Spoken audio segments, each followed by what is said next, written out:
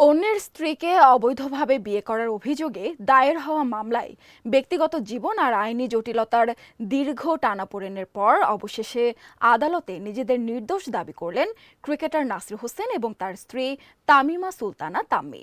সোমবার ঢাকার অতিরিক্ত মেট্রোপলিটন ম্যাজিস্ট্রেট মোহাম্মদ জাকির হোসেনের আদালতে উপস্থিত হয়ে এ দাবি করেন তারা।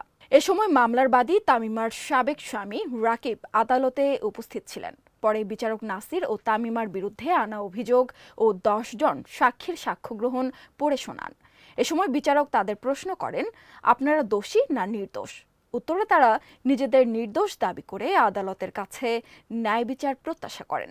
এরপর বিচারক তাদের সাফাই সাক্ষ্য দিবেন কিনা জানতে চাইলে আসামিপক্ষের আইনজীবী আদালতকে জানান, আগামী ধার্য তারিখে তারা লিখিত ব্যাখ্যা, নিজেদের সাক্ষ্য এবং বাইরের সাফাই সাক্ষীও দেবেন। আদালত আগামী 11 আগস্ট সাফাই সাক্ষীর জন্য নতুন দিন ধার্য করেছেন। মামলা সূত্রে জানা গেছে, 2021 সালের 24 ফেব্রুয়ারি তামিমার স্বামী রাকিব হাসান বাদী হয়ে আদালতে এ মামলা করেন।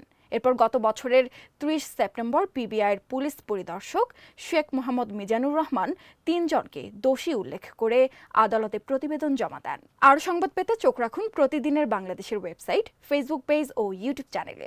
এতক্ষণ সঙ্গে থাকার জন্য ধন্যবাদ।